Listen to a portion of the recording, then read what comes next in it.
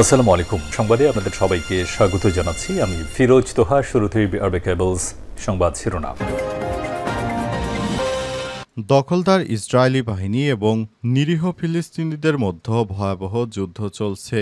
আর এই মুহূর্তে আমাদের হাতে এসছে ভয়ঙ্কর কিছু গুরুত্বপূর্ণ আপডেট সংবাদ। প্রথমেই জানাবো, আলহামদুলিল্লাহ, ইসরায়েলের দাবানল কোনোভাবেই নিভছে না। ইসরায়েল জুড়ে জরুরি অবস্থা ঘোষণা। দাবানলে পুড়ে ছারখার হয়ে যাচ্ছে। অধিকৃত জেরুজালেমের কাছে দ্রুত ছড়িয়ে পড়েছে দাবানলের আগুন। এই পরিস্থিতি ইসরায়েল কোনোভাবেই সামাল দিতে পারছে না। তার পশ্চিমা মিত্রদের কাছ থেকে দাবানলের আগুন নেভানোর জন্য সহায়তা চাইছে ইসরায়েল, কিন্তু কোনো রাষ্ট্রই ইসরায়েলকে সহায়তা করছে না। ইসরায়েল এখন দাবানলের আগুনে জ্বলে পুড়ে ছারখার হয়ে যাচ্ছে। এরপর জানাবো, টানা ৭ দিনের মতো পাক ভারত সীমান্তে গোলাগুলি। ভারত ও পাকিস্তান সীমান্তে দুই দেশের সেনাদের মধ্যে আবারও ব্যাপক গোলাগুলির ঘটনা ঘটেছে। গত রাতভর এই গোলাগুলির ঘটনা ঘটে। গোলাগুলির এক পর্যায়ে সেনা চৌকি ছেড়ে পালিয়েছে ভারতের সেনাবাহিনী।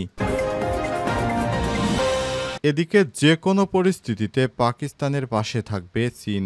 আলহামদুলিল্লাহ, মুসলিম পরাশক্তি পাকিস্তানের পাশে থাকবে চীন। পাকিস্তান ভারত যুদ্ধ শুরু হলে চীন সরাসরি পাকিস্তানকে সহায়তা করবে কিংবা ভারতের উপর হামলা করবে, এমনটাই জানিয়েছে পাকিস্তানের উপপ্রধানমন্ত্রী ও পররাষ্ট্রমন্ত্রী এবং চীনের পররাষ্ট্রমন্ত্রী ওয়াং ই। এবার যে কোনো পরিস্থিতিতে চীন পাকিস্তানের পাশে থাকবে বলে তারা আবারও আশাবাদ পুনর্ব্যক্ত করেছে। এবারে জানাবো, ভারতের সঙ্গে উত্তেজনার মধ্যেই পাকিস্তানের ব্যাপক সামরিক মহড়া। ভারতের সঙ্গে আঞ্চলিক উত্তেজনার মধ্যেই পাকিস্তান সেনাবাহিনী আজ পূর্ণাঙ্গ যুদ্ধ মহড়া অব্যাহত রেখেছে। পাশাপাশি কৌশলগত যুদ্ধ পরিকল্পনার সঙ্গে সঙ্গতিপূর্ণ আধুনিক সামরিক সক্ষমতা প্রদর্শন করছে তারা। আজ এক প্রতিবেদনে এই তথ্য জানিয়েছে জিও নিউজ। এবং সর্বশেষ জানাবো, নির্বাচনের সুনির্দিষ্ট তারিখ চাইলেন রুহুল কবির রিজভী। নির্বাচনের সুনির্দিষ্ট তারিখ ঘোষণা এবং নির্বাচনের মাধ্যমে জনগণের ভোটাধিকার ফিরিয়ে দেওয়ার জন্য বিএনপির সিনিয়র যুগ্ম মহাসচিব রুহুল কবির রিজভী সরকারের প্রতি আহ্বান জানিয়েছেন। আজ বরিশালে একলামে এক সমাবেশে গিয়ে বিএনপির সিনিয়র যুগ্ম মহাসচিব অ্যাডভোকেট রুহুল কবির রিজভী সরকারের প্রতি এই আহ্বান জানান এবং বিদেশে পলাতক থেকে শেখ হাসিনা দেশের বিরুদ্ধে ষড়যন্ত্র করছে, তাই নেতাকর্মীদেরকে সতর্ক থাকার আহ্বান জানিয়েছেন তিনি। প্রিয় দর্শক, এতক্ষণ শুনছিলেন সংবাদ শিরোনাম, এবারে বিস্তারিত।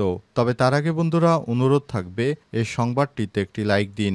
এই চ্যানেলে আপনি নতুন হয়ে থাকলে আমাদের সংবাদটি দেখতে দেখতে চ্যানেলটি সাবস্ক্রাইব করে রাখুন। কমেন্ট করে বন্ধুরা আপনার মূল্যবান মতামত জানিয়ে দিন আপনি বিশ্বের কোন দেশ থেকে বা বাংলাদেশের কোন স্থান থেকে আমাদের সংবাদটি দেখছেন এবং শুনছেন। আর বন্ধুরা, ভারত পাকিস্তান যুদ্ধ হলে আপনি কোন দেশকে সমর্থন করবেন? যদি পাকিস্তানকে সমর্থন করেন তাহলে পাকিস্তান লিখে কমেন্ট করে বিশ্ববাসীকে জানিয়ে দিন। এবারে বিস্তারিত।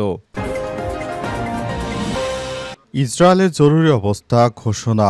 দাবানলে পড়ছে ইসরায়েল অধিকৃত জেরুজালেমের কাছে দ্রুত ছড়িয়ে পড়ছে দাবানলের আগুন। এই পরিস্থিতিতে জাতীয় জরুরি অবস্থা ঘোষণা করেছে দেশটির প্রতিরক্ষা মন্ত্রী ইসরায়েল কার্টোস।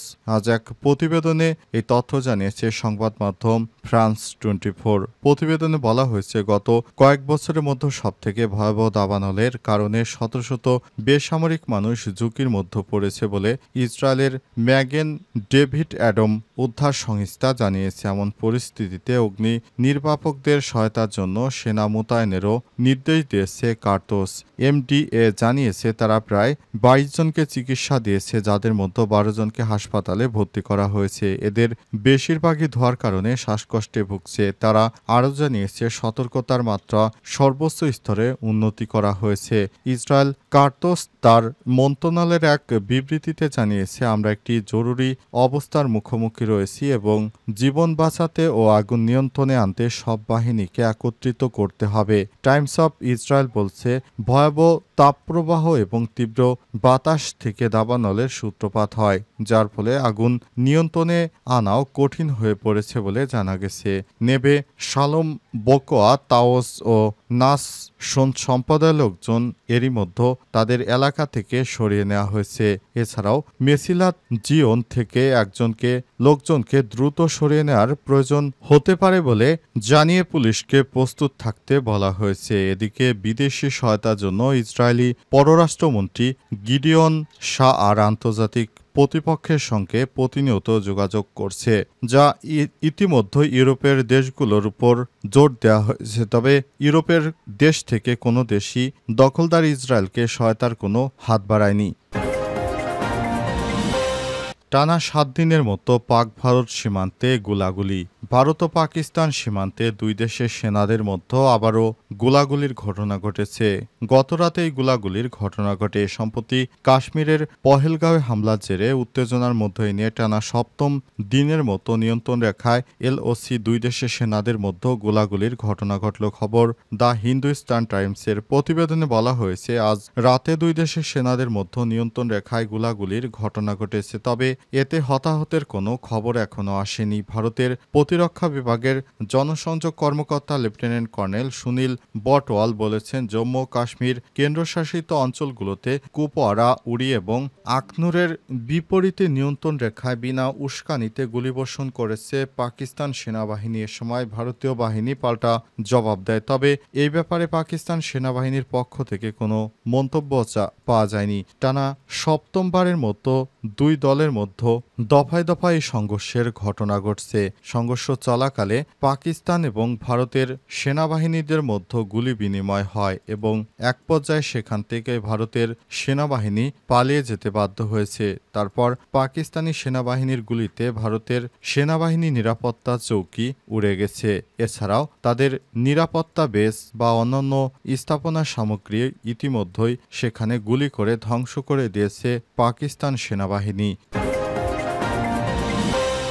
যে কোনো পরিস্থিতিতে পাকিস্তানের পাশে থাকবে চীন, জানিয়েছে পাকিস্তান ও চীনের পররাষ্ট্রমন্ত্রী। আজ এক বিবৃতিতে চীনের পক্ষ থেকে বিষয়টি স্পষ্ট করা হয়েছে। ভারত ও পাকিস্তান দুই দেশের মধ্যে যুদ্ধ পরিস্থিতির একটা অবস্থা সৃষ্টি হয়েছে। এরই মধ্যে চীন থেকে পাকিস্তানে ক্ষেপণাস্ত্র পাঠিয়েছে চীনের সরকার। চীন থেকে বলা হয়েছে, আমরা যে কোনো পরিস্থিতিতেই পাকিস্তানের পাশে থাকব। পাকিস্তান যুদ্ধ করুক আর নাই করুক, সবসময় ভারতের বিপক্ষে চীন সবসময় পাকিস্তানের পাশে দাঁড়ানোর অঙ্গীকার আবারও পুনর্ব্যক্ত করল। বিশেষ করে পাকিস্তানের সেনাবাহিনী এবং পাকিস্তানের বিমান বাহিনী চীনের কাছ থেকে সরাসরি সহায়তা পেয়ে থাকে।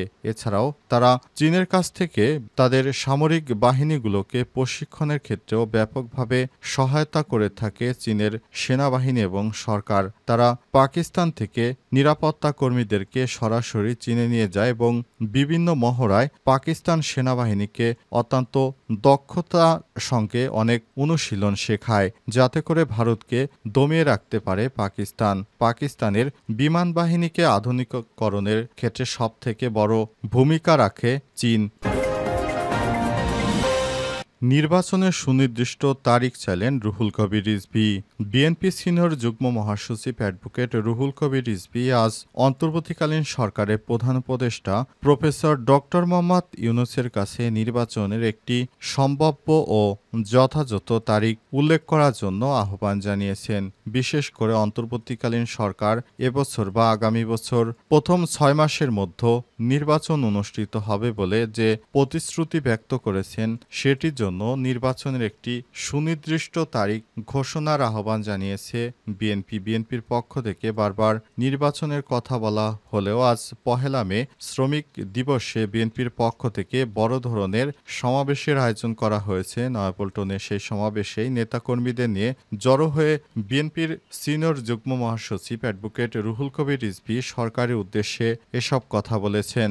সমাবেশে দেওয়া বক্তব্যে রিজভী আরও বলেন, পালিয়ে গিয়েও দেশে হত্যা রাজনীতি অব্যাহত রেখেছে ফ্যাসিস্ট শেখ হাসিনা। শেখ হাসিনা 262 জনকে হত্যার হুমকি দিয়েছে বিদেশের মাটিতে পালিয়ে গিয়েও, কিন্তু দেশে আসতে পারছে না, আবার বাংলাদেশের মানুষকে হত্যার ষড়যন্ত্র করছে। এই পলাতক ফ্যাসিস্ট ভবিষ্যতেও যেন বাংলাদেশে কোনোদিন আর ফিরে আসতে আসতে না পারে সেজন্য অন্তর্বর্তীকালীন সরকার সহ বিভিন্ন রাজনৈতিক দলকে নিয়ে বিএনপি প্রতিহত করবে বলেও ঘোষণা দিয়েছে তারা। বিএনপি সিনিয়র যুগ্ম মহাসচিব অ্যাডভোকেট রুহুল কবির রিজভী আরও বলেছেন, আমরা দীর্ঘ ১৭ বছর আমাদের নেতাকর্মীদের নিয়ে অনেক সময় বনে বাদারে কাটাতে হয়েছে। বিশেষ করে পলাতক স্বৈরাচার ফ্যাসিস্টের আওয়ামী লীগের দল বাংলাদেশের রাজনীতিতে বিএনপিকে একটি রাতও শান্তিতে ঘুমাতে দেয়নি। এখন তারা বিদেশে গিয়েও দেশের বিরুদ্ধে নানা রকম ষড়যন্ত্র করছে। শেখ হাসিনা তার বিদেশি প্রভু অর্থাৎ ভারতের পালিয়ে গিয়েও এখনও নিজের দেশ অর্থাৎ বাংলাদেশের বিরুদ্ধেও ষড়যন্ত্র করছে। তাই নেতাকর্মীদের সবাইকে উদ্দেশ্য করে বিএনপির সিনিয়র যুগ্ম মহাসচিব অ্যাডভোকেট রুহুল কবির রিজভী বলেছেন, আমাদের নেতাকর্মীদের সতর্ক থাকতে হবে। যে কোনো সময় ফ্যাসিবাদ দেশে নানা রকম ষড়যন্ত্র সৃষ্টি করতে পারে। এদেরকে প্রতিহত করতে হলে নেতাকর্মীদের অবশ্যই দায়িত্বশীলতার পরিচয় দিতে হবে বলেও মনে করেন বিএনপির সিনিয়র যুগ্ম মহাসচিব অ্যাডভোকেট রুহুল কবির রিজভী আহমেদ।